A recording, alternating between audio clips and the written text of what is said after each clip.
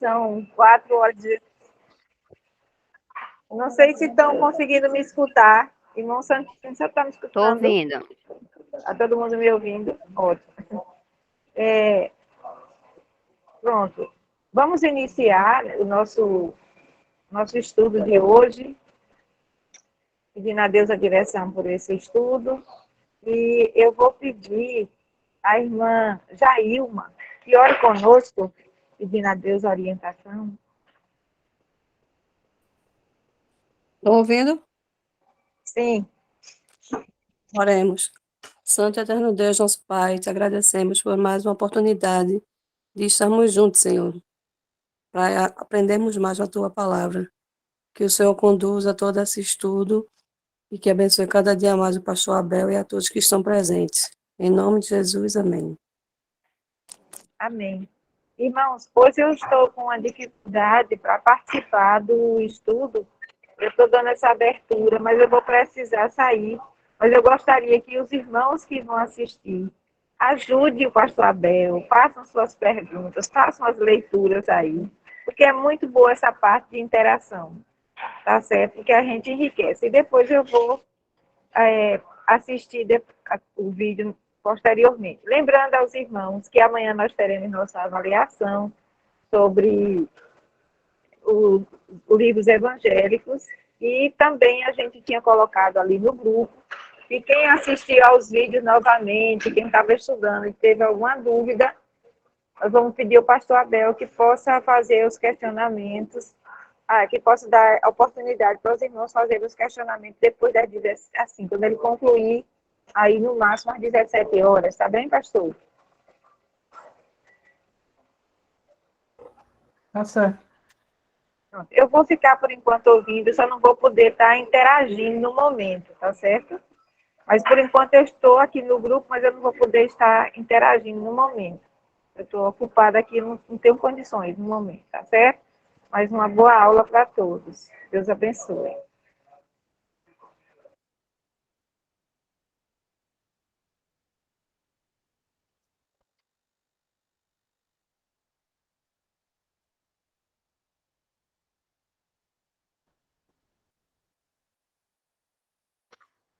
Pronto. Boa tarde, irmãos, graças e paz. Nós vamos continuar avançando no nosso estudo no Novo Testamento. Nós já falamos aí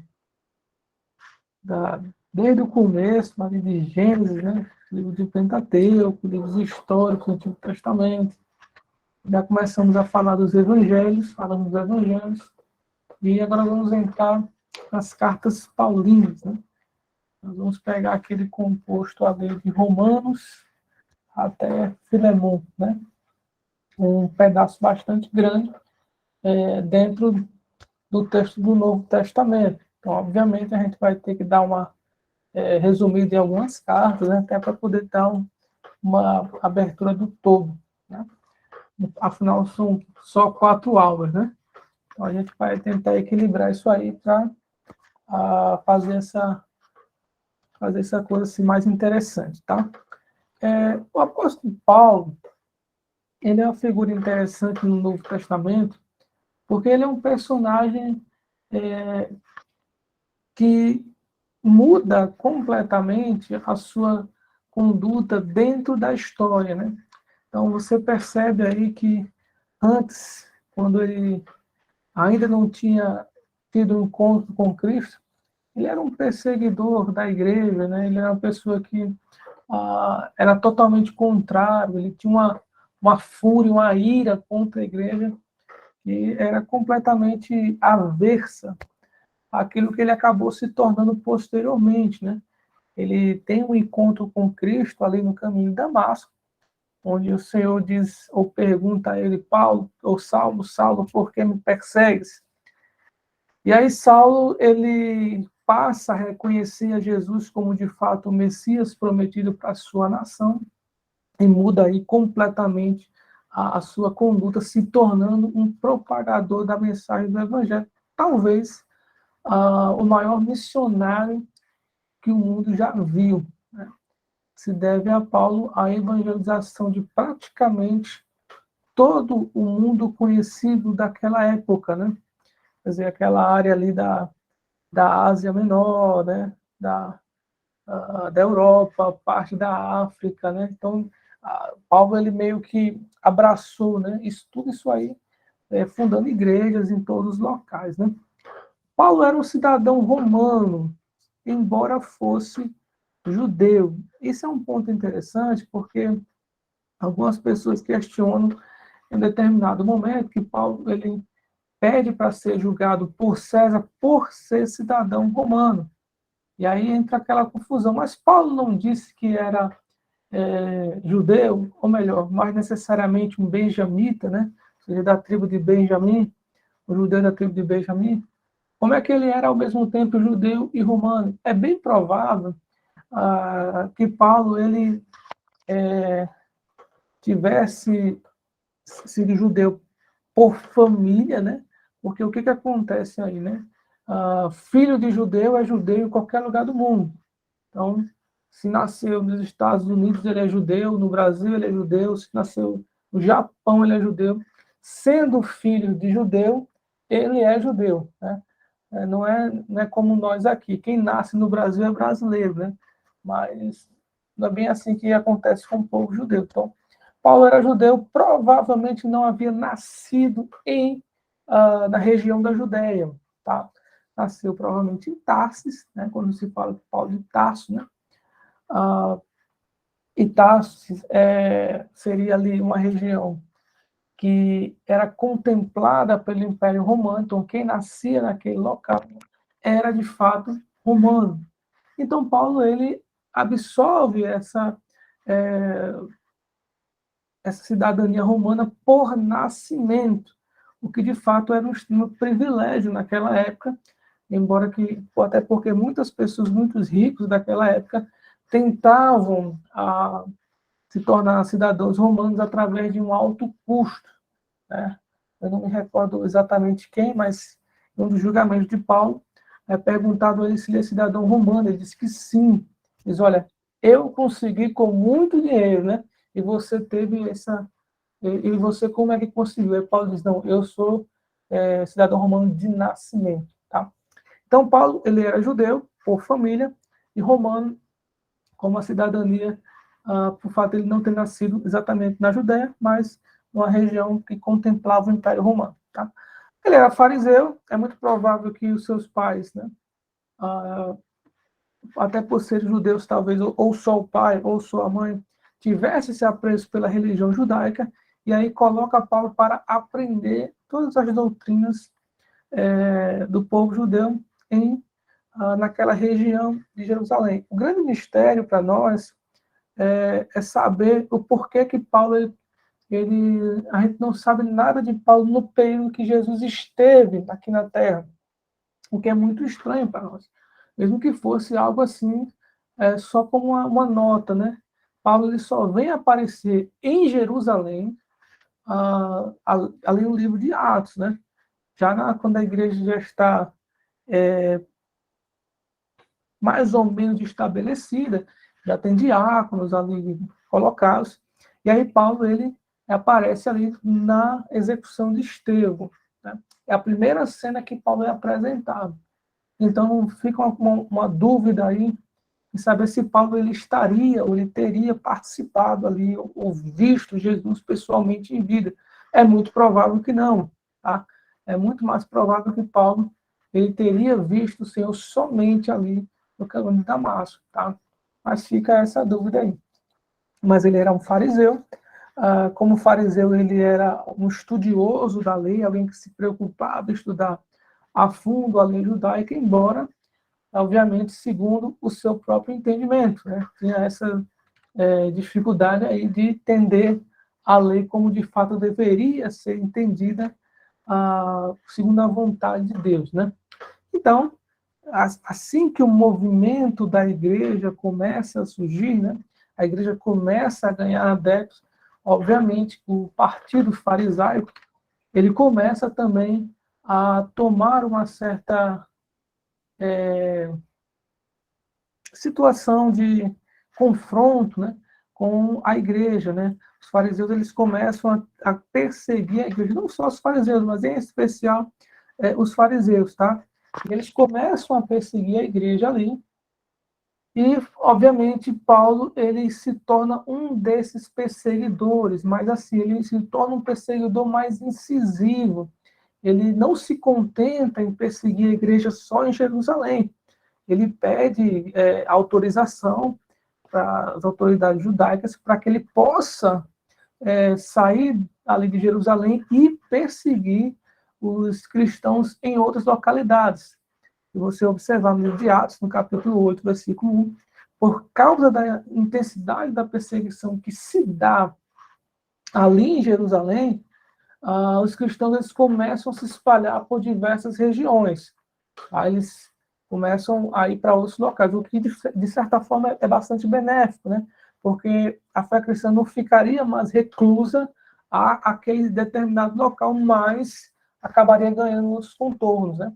E aí Paulo, ele não se contenta em perseguir os cristãos somente em Jerusalém e caminha aí também para outros locais. E nessa viagem, não sei se foi a primeira, né? Mas de acordo com o texto bíblico, dá a entender, o texto não diz que é, mas dá a entender que seria a primeira excursão de Paulo fora de Jerusalém. Ele vai ali no caminho de Damasco, ele tem uma visão do céu, as pessoas que estão ao redor dele veem a luz, mas não vê o que Paulo vê, e ouvem a voz, mas não conseguem compreender o que está, o que é dito pela voz, tá? E aí Paulo compreende, entende e vê a Jesus, só que o impacto daquela visão, ele cai no chão e fica cego. É notável a gente falar aqui, porque muitas pessoas falam que Paulo caiu no cavalo, né? É meio complicado, porque a Bíblia não diz que ele ia a cavalo, né? E uma queda a cavalo, ele não só ficaria cego, mas possivelmente a complicação fosse um pouco maior, né? Mas assim, Paulo tem esse encontro com Jesus, ele é levado a Damasco, ele completa a viagem, mas ele não vai fazer ali o que ele se propõe a fazer. Enquanto ele está ali na casa, aquela confusão mental de eu estou fazendo aquilo que eu achava que era certo, mas agora eu vejo que não é aquilo que deveria ser feito. Eu achava que eu estava fazendo algo para Deus, e estou vendo que eu estou perseguindo, na verdade, perseguindo a Deus. E aí ele fica naquele confronto, ele começa a orar. A Bíblia diz que Paulo estava orando, né, quando Deus fala com Ananias, e Ananias tem aquela conversa com Deus, e Deus disse que Paulo estava orando. E Deus manda Ananias, olha, vá lá falar com o servo, vá lá falar com Paulo, para que ele seja curado, né? A confusão mental agora é da parte de Ananias. Senhor, a gente chega a dizer, esse homem perseguia a tua igreja em todo canto, né? Como é que a gente vai ajudar esse rapaz? Aí Deus diz, olha, não vá lá, porque ele para mim é um vaso escolhido. Então, Ananias ora, e Paulo recupera a vista. A partir desse momento, Paulo ele tem uma mudança completa de atitude, né?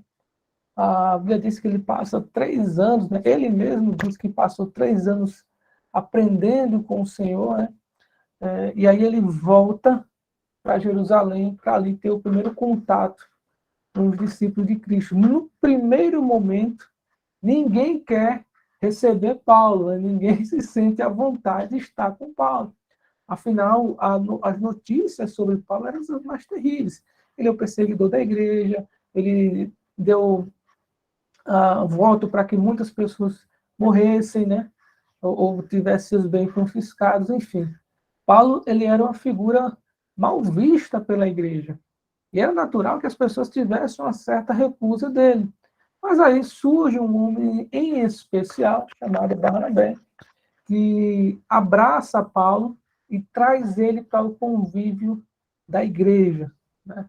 E ali ele começa a participar maior daquela comunhão ali. Logo que a igreja de Antioquia ela começa a crescer e cresce de uma forma espetacular, né? os discípulos de Jesus, os apóstolos, eles enviam Barnabé para Antioquia. E lá em Antioquia, eles, para saber o que está acontecendo ali, né? Porque o movimento cristão em Antioquia, ele está ganhando proporções enormes, né? Estamos falando de uma cidade que não era uma cidade judaica, já era um povo gentil. Então, existe aquela preocupação de entender, olha, o que está acontecendo ali de fato? E aí, Barnabé é enviado para lá, Barnabé chega em Antioquia, na igreja de Antioquia, toma parte da situação e, obviamente, ajudado pelo Espírito Santo, entende que aquela igreja precisava de um pastor, né? E aí quem vem à mente é Paulo, né? Porque Paulo, ele teria aí uma facilidade com os gentios, uma vez que ele era um cristão da dispersão, né? Não era um cristão judaico em si, né? Aliás, não era um judeu de Jerusalém, né? Era um judeu de fora, né? Do povo gentil. E aí Paulo é chamado para a igreja de Antioquia, ele começa a pastorear a igreja de Antioquia até que o Espírito Santo orienta a igreja que envie Paulo e Barnabé para o mundo, para as viagens missionárias, né? E aí começa toda aquela história que a gente já tem ali no livro de Atos, né? Então, mas basicamente essa é a figura do apóstolo Paulo nos seus primeiros contornos, nos seus primeiros dias ali na igreja de Cristo, tá? Além dessas características, Paulo também era um fazedor de tendas.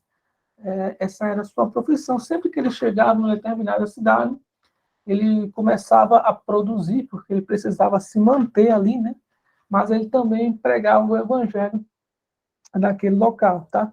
A não ser que a igreja crescesse a ponto de poder sustentá-lo naquela comunidade, ele permanecia nessa profissão ou por alguma situação específica. Por exemplo, na guerra de Corinto, Paulo diz que, né, ali quando ele esteve entre os coríntios, ele permaneceu fazendo tendas até o momento em que ele recebe uma ajuda, salvo engano, de Tessalônica, tá?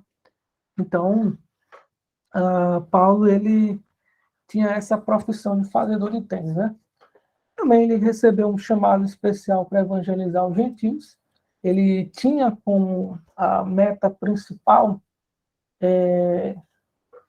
evangelizar os judeus, chegava no local evangelizar os judeus. A partir do momento que os judeus rejeitavam a mensagem, ele passar a evangelizar os gentios, até que em um determinado momento ele entende assim, olha, não dá para fazer isso, porque eu estou perdendo tempo, né? Então, vou direto para os gentios, e aí ele começa a evangelizar, não exclusivamente, mas mais especificamente os gentios.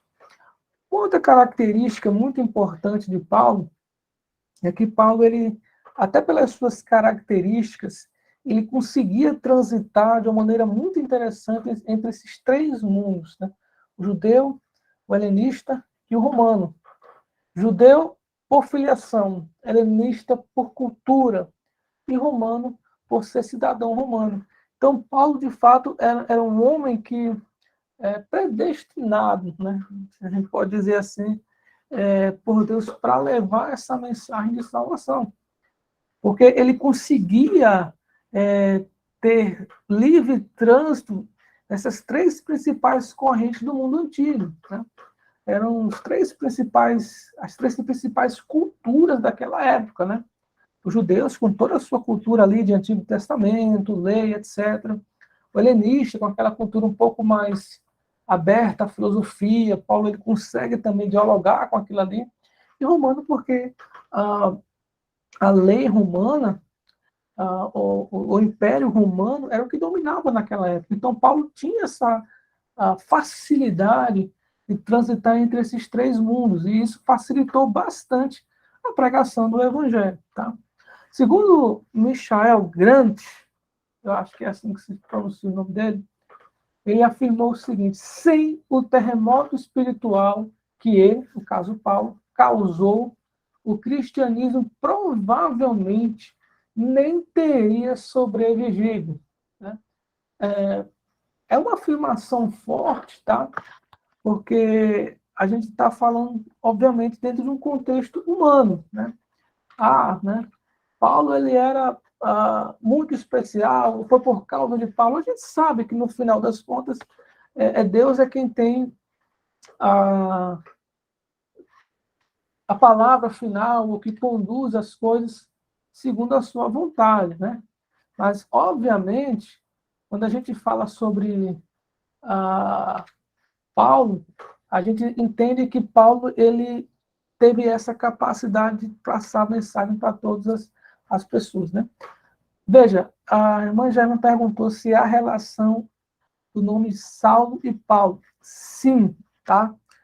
Isso é uma coisa interessante, porque normalmente a gente aprende nas EBDs da vida, né? Ou na cultura popular, de que Saulo ele teria mudado o nome para Paulo depois da conversão, tá? Como uma espécie de mudança de vida. E isso não é verdade, tá? Se você observar no texto bíblico, mesmo depois da conversão, no livro de Atos, você vai ver várias vezes o nome Saulo, Saulo, Saulo, Saulo, Saulo e Barnabé, Barnabé e Saulo, enfim. Até que em um determinado momento, a Bíblia para de falar Saulo e passa a falar Paulo.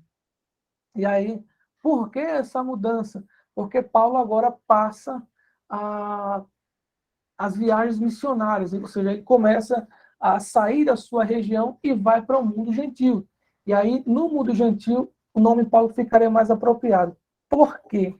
Porque o nome Saulo é um nome hebraico, tá? Aliás, é um nome aramaico.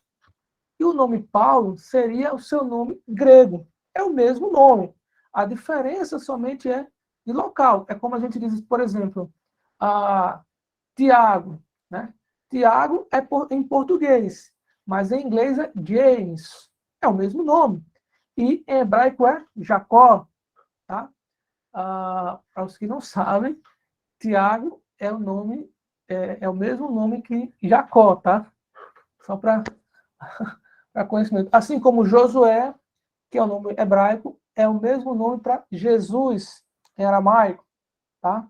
Assim como por exemplo, John é João, enfim, vai variando de local.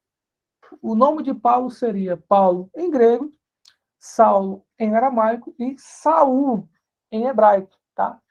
É interessante Paulo ter esse nome de Saul, porque ele é benjamita, né? Aí não tem como saber através de genealogias, mas há alguma possibilidade de Paulo ter alguma ligação genealógica com a família de Saul, que foi rei de Israel, tá? Mas isso é conjectura, apesar de ser uma conjectura até forte, né? Porque o nome, muitas pessoas, era normal naquela época, pegar nome de pessoas que foram importantes dentro da sua família em épocas anteriores. E Paulo era benjamita, né? Assim como Saul era da tribo de Benjamim também. Enfim, havia essa possibilidade. Então, essa questão do nome, que fique bem claro, Paulo não muda de nome porque ele se converteu. Paulo muda de nome porque ele agora passa a tratar diretamente com os gentios. E aí tem essa proximidade aí, tá bom? Ok, mas voltando à questão, o que acontece aqui, né? Por que Paulo ele é tão importante para o cristianismo? Veja, a fé cristã, ela inicia-se em Jerusalém, mas ela tem grande dificuldade de se espalhar. Você vê que em Atos 1:8, Jesus ele passa a orientação para que a igreja ela saia dos seus contornos de Jerusalém, Judéia, e vá para Samaria até os confins da terra. Eles deveriam pregar o evangelho, mas eles não fizeram isso logo de começo. Eles ainda permaneceram em Jerusalém ali durante certo tempo, até que a perseguição ela se intensificou cada vez mais. E com a perseguição cada vez mais intensificada, a igreja começou a se espalhar, mas não foi um espalhamento com objetivo evangelístico, tá? Era mais assim, olha, a gente vai para outro local e começa a nossa vida ali, de repente, a convivência, mas não era com aquele objetivo especificamente missionário. Tá? O que que vai acontecer dentro da perspectiva de que Paulo vai para o local que é para pregar o evangelho ali. Tá? Isso acontece em Paulo. Até aquele momento, não havia essa preocupação da igreja. Então, havia um sério risco de a igreja ficar reclusa a Jerusalém e não ganhar o mundo. Aí, obviamente, havia a possibilidade, e aí, obviamente, nós estamos falando em termos humanos, tá? Havia a possibilidade de a igreja se perder, ou seja, não ganhar contornos o suficiente para que ganhasse o mundo inteiro, ela acabasse se perdendo ali naquela localidade, tá? Mas aí Paulo tem essa perspectiva de pregar fora das redondezas ali da Judéia e alcançar o mundo inteiro. Uma segunda coisa que é importante com Paulo é que Paulo ele passa a trazer uma nova concepção. Obviamente, não é a visão de Paulo, mas a visão que Deus traz para a vida dele, de que o evangelho ele precisa alcançar os gentios. Tá? A princípio, há sim, de fato, uma grande resistência da igreja judaica, né, de evangelizar os gentios. Né? Isso você consegue perceber muito claramente no livro de Atos. Tá? Pedro teve que ter um encontro especial com Cornélio ali, com Deus trazendo uma revelação especial para Pedro e tal. Mas, assim, havia uma resistência forte. Além do que, era como se a fé cristã fosse uma atualização do judaísmo e não uma fé própria. Então, também havia essa preocupação por parte de Paulo de que isso não permanecesse assim. E aí, quando você tem um conflito de que começa-se a evangelizar muito, Paulo começa a fazer viagens missionárias e muitos gentios começam a se converter, a questão começa a aflorar cada vez mais e precisa ser resolvida. É o que acontece lá em Atos 15. Em um determinado momento, a igreja é chamada ali a um primeiro concílio para definir a sua posição. E essa definição ela é extremamente importante. Não é à toa que ela está ali no centro do livro de Atos, no meio do livro. Né?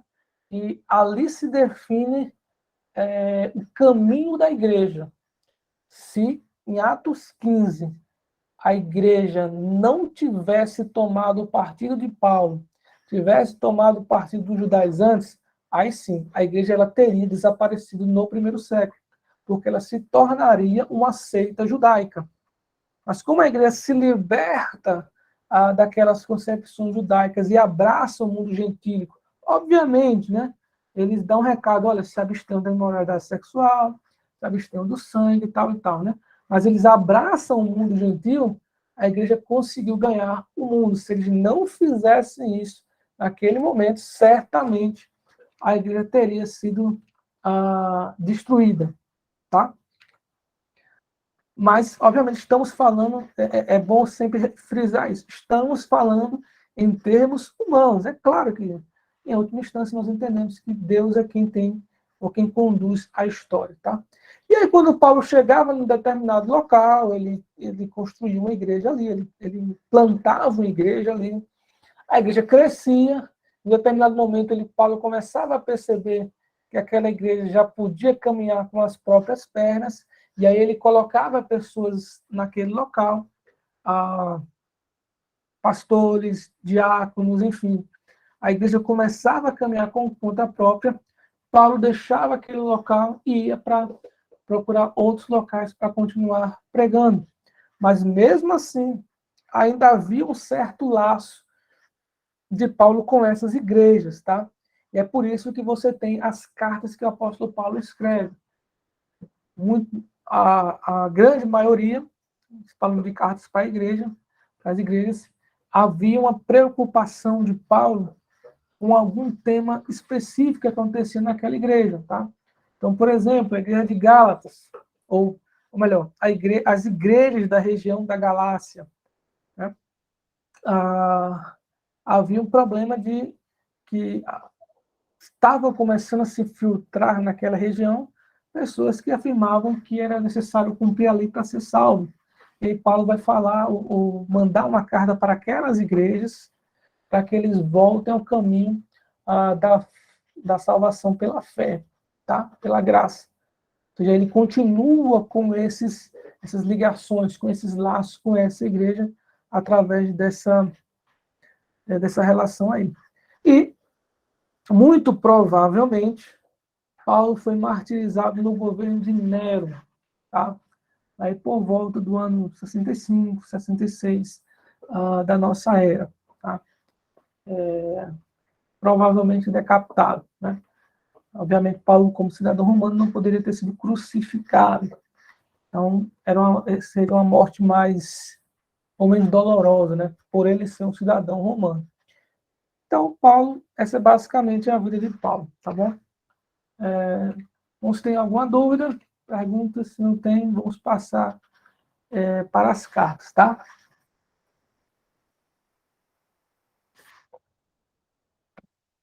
Carta de Paulo aos Romanos, talvez aí a principal carta do Novo Testamento, e dentro de um contexto teológico, talvez um dos mais elucidativos, né, importantes no sentido de a gente aprender, de fato, o significado do Evangelho em todo o texto bíblico. Tá? Você vai ter nos Evangelhos ali a construção da salvação, mas em Romanos que isso é explicado com mais clareza, né? Por que isso é necessário, como isso acontece, isso você vai ver ali na carta de Paulo aos Romanos. A data da carta, provavelmente 55, 57, ano Domini, ano do Senhor, ou seja, bem próximo ali já assim, um pouco mais da metade do século, né? Próximo ali daqueles eventos que vão desencadear a perseguição, enfim, da igreja. O propósito da carta é apresentar a mensagem do evangelho aos crentes de Roma e explicar como esse evangelho corrige e corrige as divisões entre os judeus e crentes gentios. A igreja de Roma, ela tinha uma característica especial, tá? A igreja de Roma, não se sabe quem foi o fundador da igreja. E a gente vai falar um pouco disso um pouco mais à frente, tá? E aí o que acontece? A igreja de Roma, ela passa a existir de uma maneira até, de certa forma, um tanto quanto estranha, já que você não tem um missionário base ali. E aí o que acontece? Paulo, ele manda uma carta para a igreja, não com o objetivo de trazer uma doutrina para corrigir um problema. Não. A carta de Paulo, ela é um compêndio, é um livro teológico para explicar a doutrina da salvação. Então, a doutrina da salvação, ela fica muito bem desenhada dentro do livro de Romanos. É por isso que Paulo escreve, porque muito provavelmente, por não ter a presença ali de uma figura de autoridade apostólica, é muito provável que o apóstolo Paulo ele escreve a carta aos Romanos para que a igreja ela tenha essa construção da doutrina no seu pensamento. Tá? Algumas verdades fundamentais: judeus e gentios são pecadores sob o juízo divino. É interessante que o apóstolo Paulo ele vai tratar essa questão do judeu e do gentio, tá?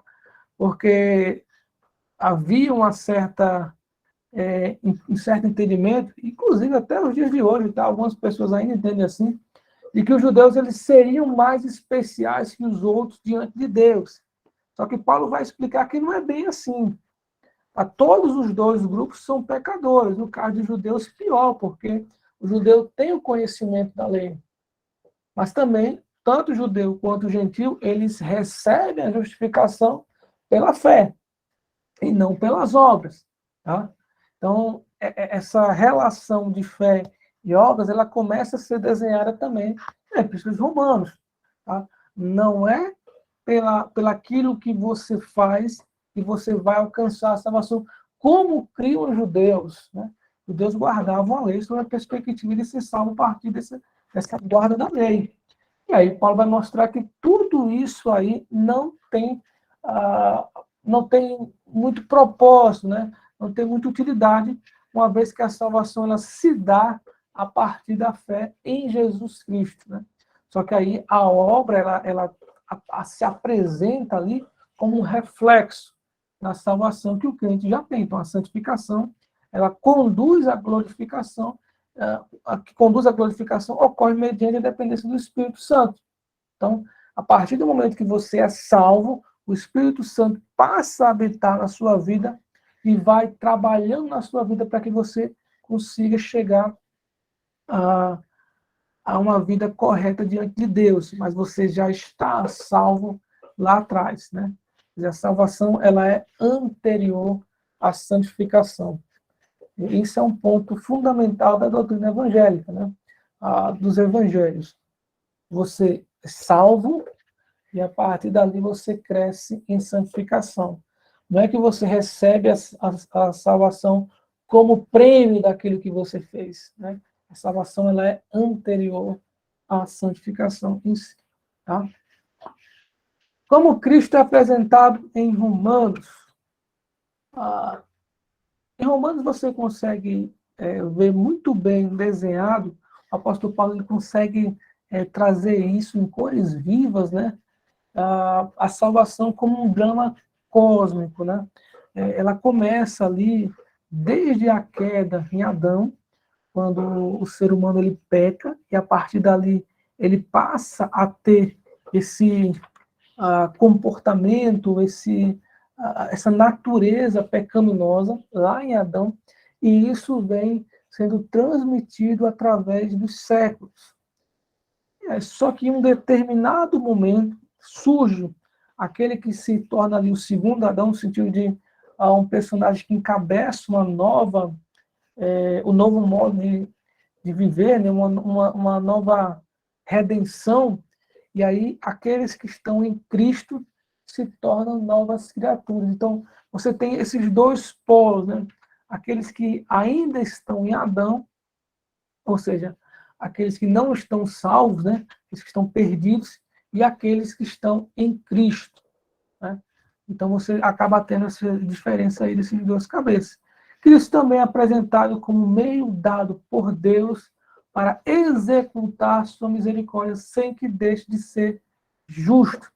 E esse é um ponto que Paulo tenta explicar em toda a sua teologia, né? O homem pecou, e o resultado do pecado, ou o salário do pecado, é a morte, né? Então, se o homem peca, ele naturalmente está destinado à morte ou ao castigo eterno. Só que há um problema aí.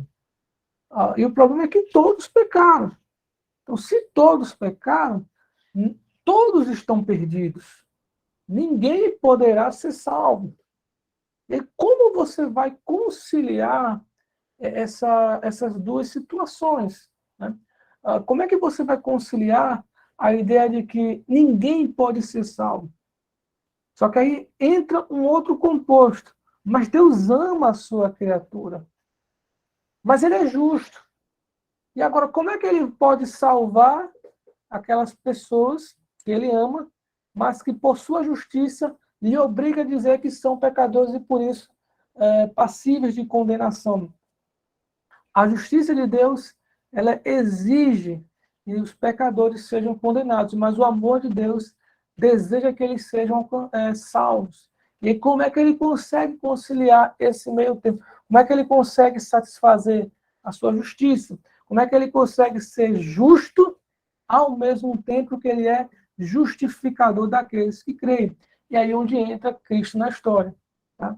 Cristo, ele vai tomar o nosso lugar, ou seja, ele vai absolver em si os pecados da humanidade inteira, para que Deus ele possa castigar o pecado, né? Ou, nesse caso, Cristo, no nosso lugar.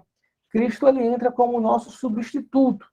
Ele é aquele que vai pagar a nossa dívida diante de Deus. Então, Deus consegue ser, ao mesmo tempo, justo segundo a sua lei, uma vez que ele permanece com a sua lei, ele não modifica a sua lei, mas também ele salva os pecadores. Então, Cristo, ele é o meio pelo qual Deus consegue estabelecer sua justiça e sua graça ao mesmo tempo. Tá?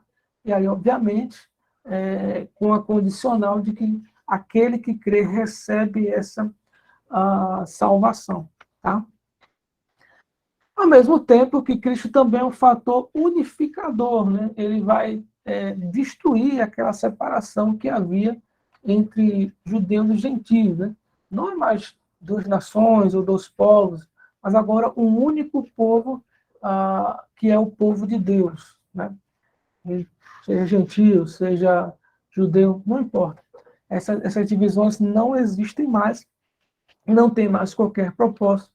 Todos agora podem ser salvos através de Cristo Jesus. Tá? Alguns assuntos principais, né? A gente já falou aqui, todas as pessoas são pecadoras, portanto, sem exceção, precisam ser salvos dos seus pecados. E isso é um ponto importante, porque isso é uma verdade basilar do Evangelho, tá? Todos precisam ser salvos. Às vezes a gente ouve pessoas dizerem assim, fulano de tal, ele é uma pessoa muito boa, né? Ele não tem nenhum vício, ele trata bem a família, é uma pessoa honesta, trabalhadora, enfim. Cheio de elogios a ele. Só falta, né, ser crente, ou seja, falta tudo. Né? Tudo que ele faz ali de bom não tem qualquer proveito. Né? Porque o fundamental é que ele seja salvo. A gente fala de salvação muitas vezes em contornos assim mais distantes, né? A tal pessoa, ela é uma pecadora, quanto mais, né? Ela é tão distante de Deus, etc, etc. Não, a salvação não é só para ela, é para ela também. Mas para aquele lá que a gente considera que não é tão pecador assim. E às vezes que até eles não se consideram tão pecador. Porque algumas pessoas pensam, você crente para quê? Eu já sou uma pessoa boa, enfim. A Bíblia diz que todos são pecadores, sem exceção, desde a pessoa mais correta e justa que passou por essa terra, até a mais pecadora e terrível. Obviamente, não estamos colocando Cristo na história. Todos eles são pecadores e, portanto, carentes da salvação. Precisam da graça de Deus, sem exceção. Tá? Isso se reflete também na perspectiva de que a lei mosaica ela é boa, santa, mas não consegue combater o pecado. Paulo chega a dizer, olha, a lei é boa, é justa, mas ela não tem poder algum para evitar que alguém se torne pecador. Ela só revela o pecado. Ela diz, não faça isso, não faça aquilo. E aí, mesmo que a pessoa ela tente, em algum momento da sua vida, ela vai cometer algum deslize e acabar pecando por causa disso. Então, pela lei, ninguém pode ser salvo. Por meio da justiça de Deus, o pecado é julgado e a salvação obtida. Nós já falamos sobre isso. A morte expiatória de Cristo é central para o plano divino da salvação, porque através da morte expiatória, ou expiação, no lugar, Cristo morre em nosso lugar, e aí ele satisfaz a ira de Deus. Tá? E assim nós podemos ser salvos. A justificação, ela se dá somente pela fé. Esse também é um dos pontos basilares da mensagem de salvação. A salvação se dá somente pela fé. Porque quando eu falo ponto basilar, são aquelas verdades que basicamente a gente apresenta dentro do evangelismo. Né? Você vai falar do evangelho para alguma pessoa, algumas coisas são importantes. Primeiro, mostrar a ela a necessidade que ela tem do evangelho, ou seja, que ela é pecadora e precisa da salvação. O segundo ponto é mostrar como essa salvação ela é alcançada através da fé. Né? Nós somos salvos, somos justificados, ou seja, tornados justos através da fé. E, por fim, a graça do evangelho chama os cristãos à santidade pessoal, serviço mútuo e amor sincero em Cristo. Não é que agora você é salvo, então acabou, você não tem mais nada que fazer. Não. Você é salvo, agora você vai caminhar, você vai viver e conviver como alguém que é salvo, né? Você vai viver uma vida de santidade pessoal, você vai viver uma vida de serviço cristão, você vai viver uma vida diferente em relação àquilo que você vivia antes, tá? A carta, é provável que Paulo ele conhecesse em algum momento a cidade de Roma. Isso até mesmo antes dele se tornar cristão, é possível que ele tenha passado ou visitado Roma em algum momento, tá? Mas fica muito claro na carta que Paulo não conhecia a igreja de Roma, né? Ele conhecia talvez ali algumas pessoas, né? Algumas pessoas que ele conhece em outro local e que naquele momento se encontram em Roma, né? E ele acaba tendo contato, ele até saúda essas pessoas lá no final da carta, né? Mas a igreja em si, os problemas da igreja, a situação que a igreja está passando, ele não conhecia. E por isso que na carta nós percebemos ali uma ausência muito clara de tratar de problemas da igreja, né? Problemas de conduta, sei lá, de pecado, doutrinas equivocadas, práticas, enfim. Paulo ele não se firma nisso aí, ou ele não investe seu tempo nessa condição, tá? Ele foca mais precisamente somente em sistematizar a sua soteriologia. Paulo ele escreve uma carta explicando sobre a doutrina da salvação de maneira muito clara, tá? Paulo também queria que, e isso também é um dos objetivos da carta, tá? Que os cristãos de Roma eles ajudassem Paulo na obra missionária, né? Paulo ele necessitava da ajuda das igrejas para que ele pudesse pregar o evangelho. Então, a igreja de Filipenses, quando ele esteve preso, mandou uma oferta para Paulo. A igreja de Tessalonicenses, quando ele esteve em Corinto, mandou uma oferta para Paulo manter-se pregando o evangelho lá. E o objetivo de Paulo era chegar até a Espanha, né? A Espanha é como nós escrevemos hoje, mas naquela época se chamava Espanha com HI. Porque a Espanha seria ali, talvez, o ponto mais extremo do mundo conhecido. Então, Paulo ele entendia, provavelmente, que chegando àquele local ali, ele estaria cumprindo o rito de Jesus e evangelizando o mundo conhecido, ou melhor, o mundo segundo aquela época, né? Então, para o entendimento de Paulo, talvez ele chegando à Espanha, ele tivesse cumprindo o evangelho, a missão de evangelizar o mundo inteiro, tá? E ele queria que os romanos, eles, de alguma forma, ajudassem Paulo a chegar até esse determinado local, até a Espanha. Roma seria essa igreja auxiliadora. Paulo chegou até a Espanha? Não sabemos, tá? Porque o texto bíblico, primeiro, o livro de Atos, não conta, a tradição não fala sobre isso, e mesmo os outros livros bíblicos não nos dão uma definição com relação a isso. Se Paulo chegou à Espanha ou não, isso é uma conjectura que nós não temos como comprovar. Você perguntar, você acha que Paulo chegou à Espanha? Eu digo, não sei. É provável que sim, uma vez que ele chegou até Roma, tá? Ele conseguiu chegar a Roma, não da forma como ele gostaria, tá? Mas da forma como Deus permitiu, e ele passou 2 anos preso. A questão é, Paulo, depois que foi preso, durante esses 2 anos, ele foi solto, ou ele depois foi morto, segundo algumas correntes pensam. Se ele foi morto, ele não foi para a Espanha. Se ele foi solto, é possível que a igreja de Roma tivesse enviado ele até a Espanha. Isso nós nunca saberemos, só quando chegando agora a gente pergunta a ele sobre isso, tá? A gente não tem certeza sobre isso. A cidade de Roma era a grande cidade do Império, né? Era a capital do Império, uma cidade extremamente populosa. Obviamente, se você falar nos números daquela cidade para o dia de hoje não é muita coisa, tá? Mas para aquela época era sim grande coisa. A cidade ela compreende 1.500.000 pessoas, tendo aí um pouco mais da metade da cidade somente de escravos, né? 800.000 escravos. Então era uma cidade, dentro daqueles contornos da época, uma cidade imensa, tá? E a Igreja de Roma? A fundação da Igreja de Roma também é um grande mistério.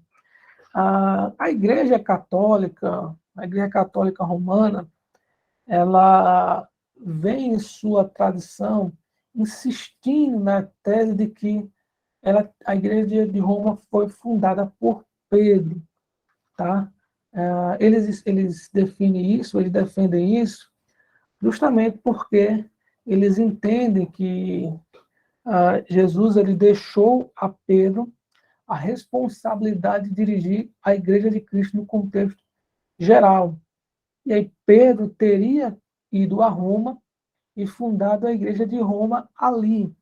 Logo, os bispos de Roma, eles se tornariam sucessores diretos de Pedro, e por isso teriam essa responsabilidade, ou esse privilégio, tá? De serem os líderes ou líder da igreja cristã em todos os séculos. Tá? Então, o Papa hoje, ele seria um descendente, ou no sentido espiritual, tá? Da linhagem de Pedro. Né? Ele seria o herdeiro das chaves do reino dos céus que Pedro teria recebido de Cristo. Ele já tratou sobre isso quando falou de Mateus. Obviamente, não o contexto não nos dá essa ideia, tá? Mas esse seria esse entendimento. Manzélia quer fazer uma pergunta? Não, é só para dizer o seguinte, engraçado que eles veem essa parte de Pedro para ser o sucessor e, ao mesmo tempo, com relação a Paulo, ele usa Paulo, a questão do casamento, né? Que aí o Papa não casa, o sacerdote não casa. Enquanto que Pedro, a gente sabe que era casado porque Jesus curou a sogra dele. Aí ele faz uma mistura, né? Coloca como assim, Pedro sendo aquela pessoa como o fundador da igreja, fundador não, mas o responsável pela igreja, mas com relação ao matrimônio, ele se vai para o lado de Paulo, que não era casado, não é isso?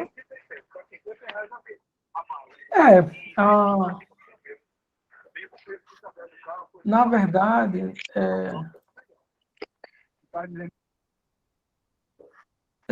a Igreja Católica ela pega Pedro como referência nesse sentido de sucessão apostólica e tal, de liderança, e pegaria essa doutrina de Paulo dentro desse contexto de celibato. Né? Só que, assim, como você falou, né? O próprio Pedro, ele automaticamente ele era casado, né? Se ele tinha uma sogra, não há um outro meio de ter uma sogra a não ser sendo casado, né? Não existe outra forma.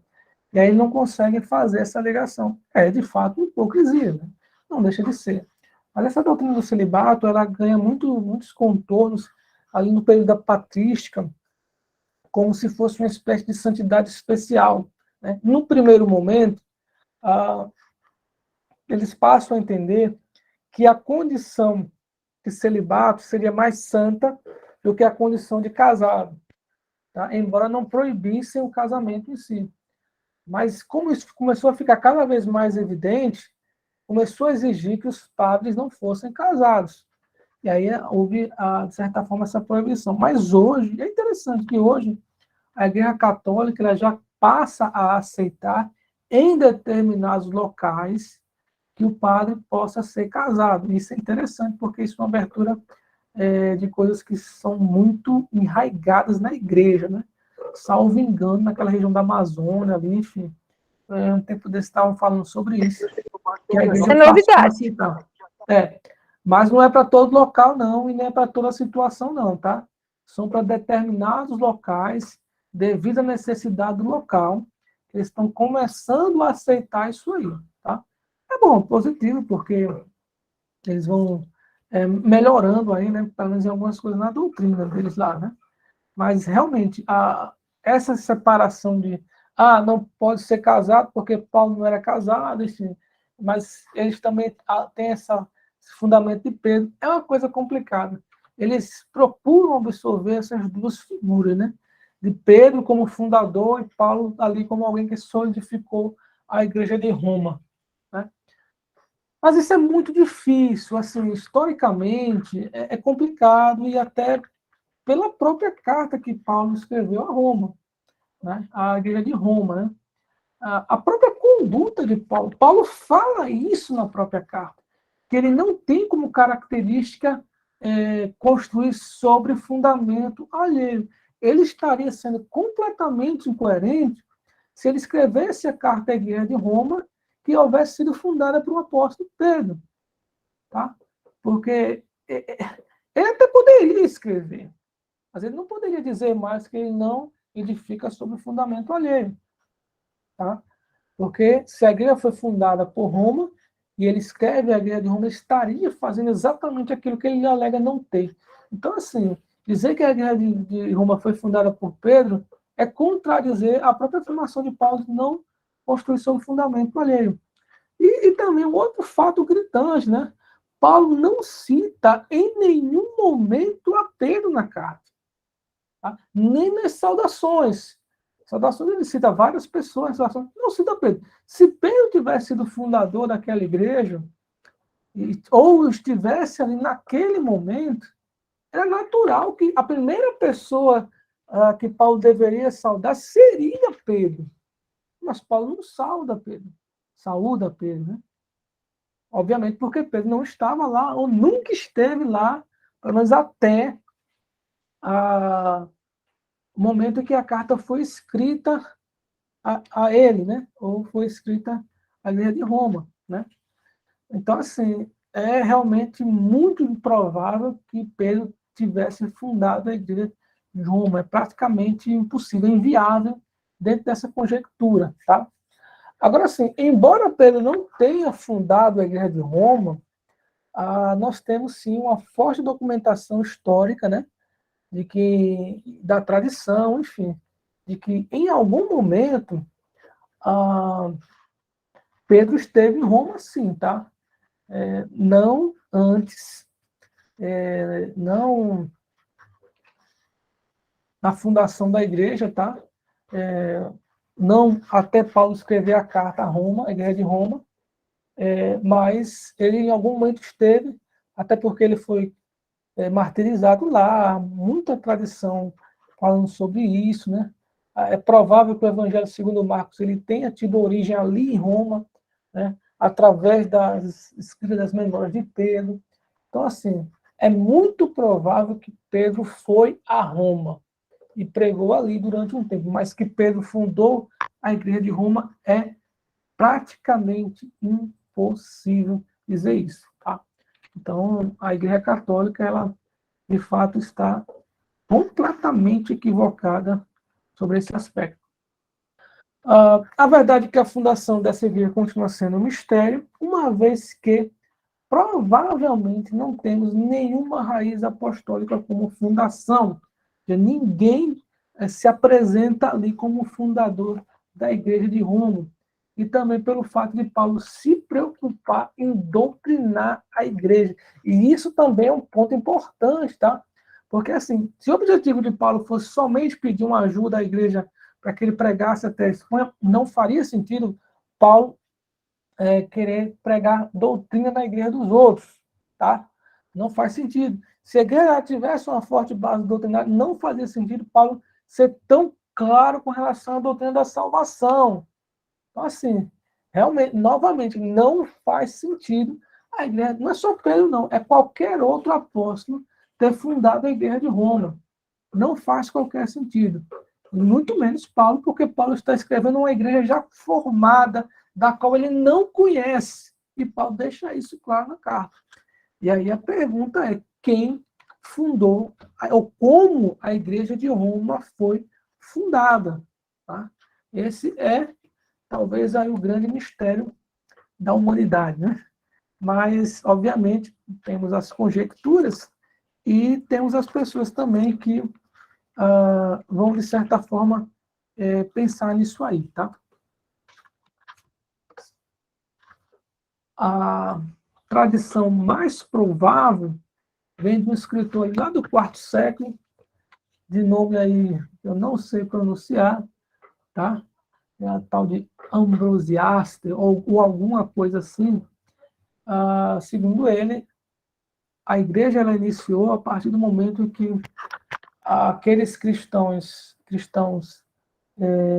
aqueles judeus que estiveram em Jerusalém no dia de Pentecostes, que ouviram aquela mensagem, foram para Roma e fundaram a igreja ali.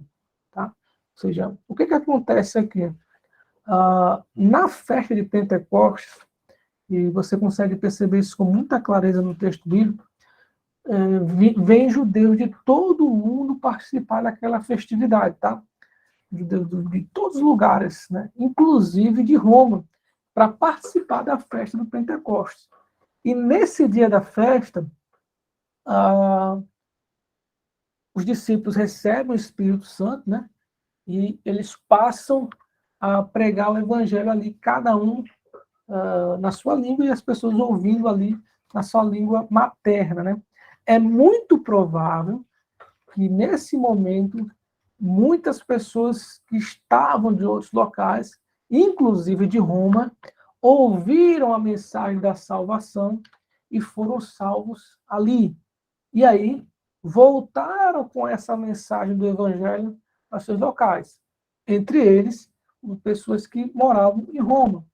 Judeus que moravam em Roma voltaram e fundaram a igreja ali, sem qualquer base teológica da salvação, só com aquela mensagem de Pedro, tá? E talvez ali com alguma outra experiência que tiveram com Jesus antes, ou enfim, não sei, tá?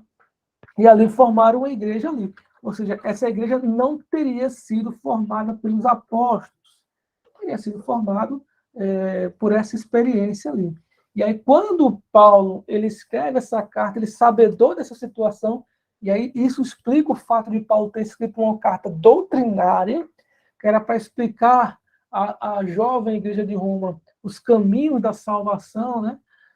Paulo conseguisse fazer esse trabalho ali. Isso explica muita coisa, tá? Talvez, de longe, a hipótese mais acreditada sobre a fundação da igreja de Roma. Tá? E aí, quando Paulo vai para lá mesmo, em definitivo, né? Quando ele é preso e passa 2 anos lá, aí ele começa a, de certa forma, pastorear aquela igreja. Tá? E a igreja de Roma acaba crescendo, se tornando a igreja que foi durante todo o tempo. Né? Mas, basicamente, teria sido assim que a igreja teria sido formada. Tá bom? Bem, irmãos, pedir aí um espaçozinho de tempo para tirarem algumas dúvidas com relação à prova que vocês vão fazer. Só para, assim, para um certo entendimento, ou para uma questão de dicas, né? O que é importante vocês saberem, ou algumas coisas principais que vocês precisam saber na hora de fazer a prova, né? Com relação aos evangelhos, né? Para quem foi escrito o evangelho, como Jesus é apresentado naquele evangelho, tá? Tudo isso está lá dentro dos slides, nas aulas, tudo isso foi passado para os irmãos, né? Para quem foi escrito, com que objetivo, parte de determinado evangelho que são específicas daquele determinado evangelho, enfim, e outras coisas, né? Mas, assim, basicamente, é interessante saber isso aí, tá? Vou só dar uma olhada aqui, só para...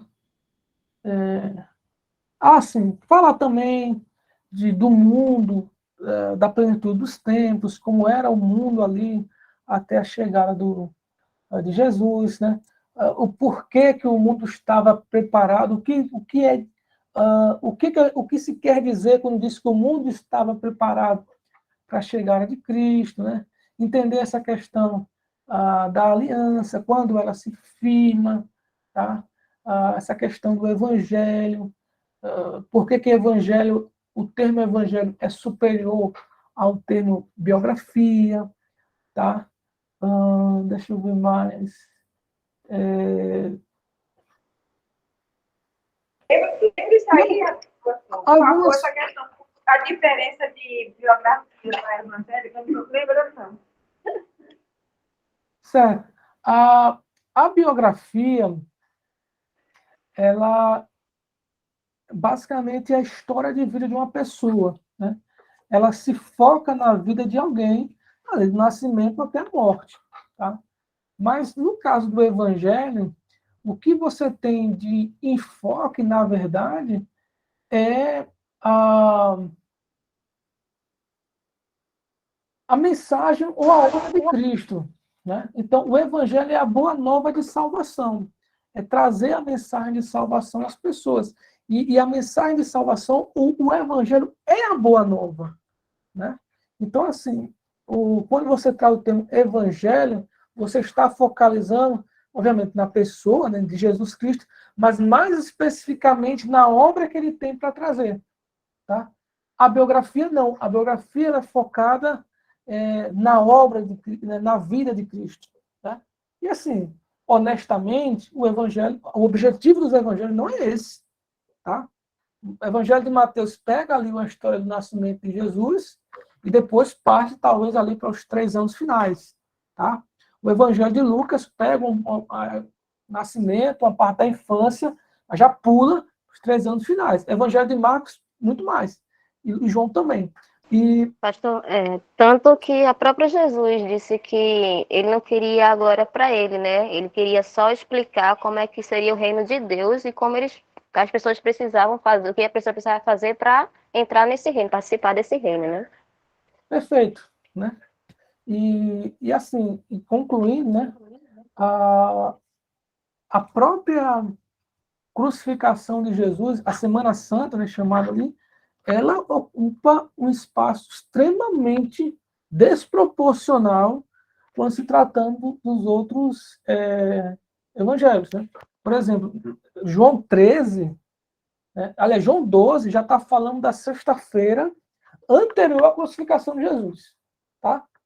João 13, você já tem ali os eventos finais. Então, do 13 ao 20, praticamente é um terço do evangelho. Tá? O Evangelho de Mateus, ele também pega uma parte muito grande, ou seja, os evangelhos eles se focam na crucificação de Jesus. Então, por isso, o termo evangelho seria superior ao termo biografia. Biografia seria o propósito de estudar a vida de alguém. Evangelho seria o propósito de estudar a missão que aquela pessoa trouxe. Pois não, Natália? Tá me Natália? ouvindo? Oi. Porque a internet está um pouco ruim. Eu estava estudando com relação ao templo, a destruição, que no caso o segundo templo, né, que foi ajudado a reedificar, Herodes ajudou, foi destruído pelos próprios romanos, não é isso? Sim. Os romanos que destruíram o templo. Agora, eu não entendi o porquê que isso aconteceu. Se, no caso, se os romanos destruíram, se foi Herodes que ajudou a reedificação, por que que foi permitido essa destruição? Herodes, você vai pegar Herodes aí bem para trás, né? Aí no início da vida de Jesus e tal, né? Mas a destruição do templo é se dá no ano 70, né? Então, assim, salvo engano, a dinastia de Herodes nem existia mais, né? E por que o templo é destruído? Quando você lê a história dos Hebreus, de Flávio Josefo, você percebe que o imperador Tito, que depois ele vai se tornar, aliás, ele vai se tornar imperador depois, não era imperador ainda, né? O imperador é seu pai, Vespasiano. Ele tenta não destruir o templo, né? Você vê que claramente ele tem um esforço, ele fala para as tropas, olha, não destrua o templo, tal, tal, tal. Mas a luta dos judeus ela se tornou tão intensa, tão incisiva ali, e quando eles, sem querer, eles acabam tocando fogo no templo. E aí a destruição completa. Então, assim, não é que eles quiseram destruir o templo em si, tá? Quando você vê a história dos Hebreus e Flávio José, dá a entender que eles não queriam, mas naquela ânsia, né, os soldados, depois de uma batalha que rendeu. Foi uma batalha que muito intensa, que eles ficaram muito tempo ali, e foi uma batalha muito cruel e tal. Eles meio que descarregaram a raiva em tudo, e acabaram destruindo tudo, inclusive o templo. Então, assim, não dá para botar a culpa no imperador, né? Mas nos soldados talvez um pouco, tá? Entendi.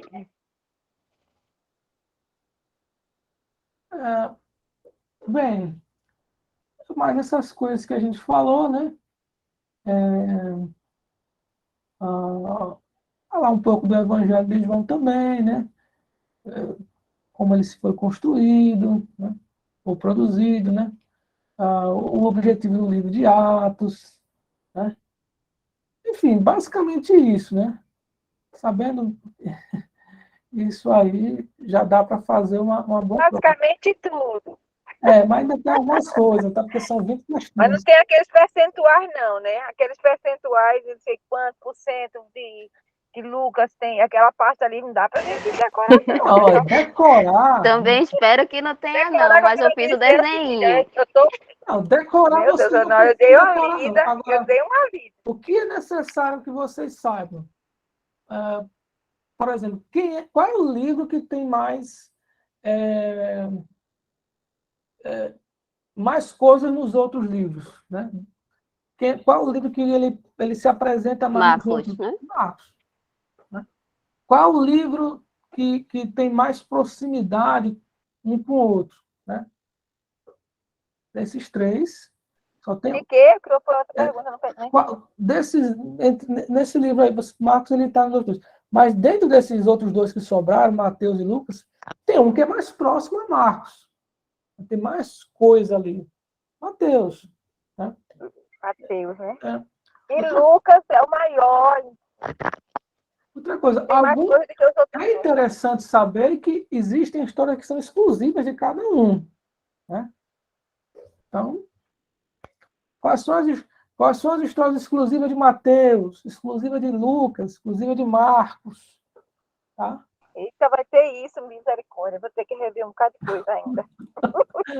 Não, mas são coisas assim, que são mais óbvias, né? Que tá muito claro, né? Você vê qual é o livro que fala, por exemplo, da chegada dos reis magos, ou, aliás, dos magos vindo do Oriente, né? Qual dos evangelhos fala sobre os magos vindo do Oriente? Lucas, se não me Aqui engano. é Mateus, não? Eita, sei lá. Mateus. Errei. Qual é o evangelho que fala sobre os pastores ali no nascimento de Jesus? Mateus também. Qual é o evangelho que fala sobre a parábola da vinha? Lucas. Mateus. Né? Enfim, mas não é muita coisa não, tá? Dá para vocês... Tem que deixar uma para errar também, né? Porque todo mundo tirar 10 não dá, né? Aí tá muito fácil. Eita. Mas isso aí é um anti-10. Eu estou batendo direto na trave, a 10 não está saindo, não. Pô, não é, tá difícil. Naquela que a gente ia tirar 10, Natália, teve que ser dividida. Aquela pessoa que ia, não foi, né? Então, irmãos, é isso. Tem mais alguma dúvida, pergunta? Fala agora. Eu deixo para a próxima aula. Ok, muito obrigada. Vim aqui trazer a Diego, que fez a cirurgia, e vim trazer em casa. Por isso que eu não estava tão atenta assim hoje. Mas aí trouxe agora na casa dele. Mas vamos orar. Eu vou pedir a Natália que ore encerrando a reunião, a nossa aula de hoje. Certo. Oremos. Senhor, nosso Pai, obrigado, Senhor, por mais essa oportunidade de termos, ó Pai, de sempre estudarmos cada vez mais profundamente a Tua palavra. Nos ajuda, Senhor, não só a decorar para fazer uma prova, mas a entender, Senhor, o que está escrito na Tua palavra e compreender quais são os seus planos e o motivo, ó Pai, da vinda de Jesus para essa terra. Nos ajuda, Senhor, a melhorar cada vez mais como cristãos, para que possamos ter interesse na Tua vida e com relação ao Teu reino. É isso que eu te peço e agradeço, em nome de Jesus Cristo. Amém. Amém. Então, até amanhã, gente. Desejo a todos uma boa prova, que estudem, se der tempo, dá uma vista, passar uma vistazinha.